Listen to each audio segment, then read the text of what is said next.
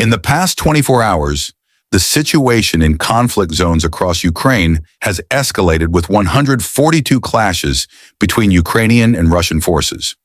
According to official reports from the Ukrainian military, Russia has intensified its attacks, not only through artillery strikes but also by using a large number of drones, UAVs, and guided bombs to target Ukraine's strategic positions in civilian areas.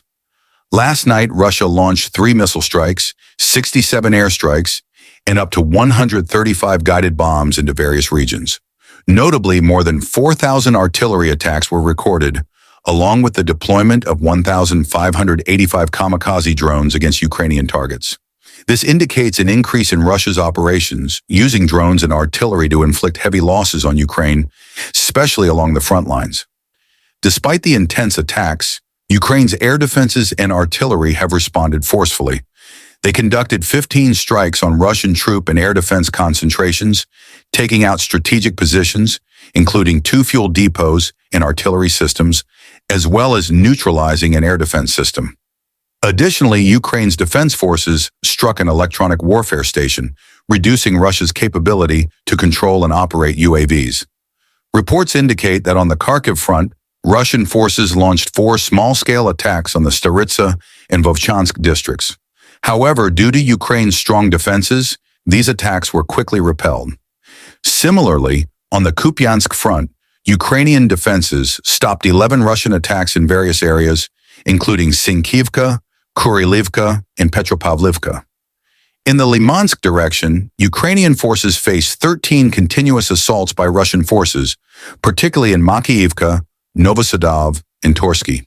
This has become one of the hotspots of the conflict, where Russia is concentrating significant troops for large-scale attacks. However, Ukrainian defenders held their ground, causing these Russian offensives to fail. In Kramatorsk, Russia launched 6 attacks in the areas of Chasovoy Yar, Andriivka, and Bilahora, but all attempts were successfully thwarted by Ukraine. Russian aircraft also conducted multiple airstrikes in the Katarinivka and Klebenbeek areas to support their ground advances, though they did not achieve substantial results. The Toretsk front saw intense clashes as well. Russia attempted 9 attacks in Toretsk, Dakhnoy, and Nelipivka, but Ukrainian forces quickly blocked and repelled these advances. Meanwhile, on the Pokrovsky front, the number of attacks reached 30, focusing on Sukha-Balka, Hernek, and Novotoretsky. Despite Russia deploying considerable equipment and troops, Ukrainian defenses held firm at the front line. In Orikhiv, Russian units conducted 2 attacks in the Kamyansky and Novodanilovka areas. These areas are currently key targets in Russia's strategy, but Ukrainian forces promptly organized defenses to repel the attacks. On the Kursk front, Russia continues to increase its assaults on Ukrainian territory. In the past 24 hours, Russia launched 1 missile and carried out 14 airstrikes using 30 guided bombs on Ukrainian positions. Additionally, over 300 rounds were fired to pressure Ukrainian defensive units in this area. However, Ukrainian defense forces continue active operations to block the attacks and organize counteroffensives to disrupt Russia's logistical and supply networks. The conflict in Ukraine remains fierce, with Russia intensifying its assaults using various offensive measures.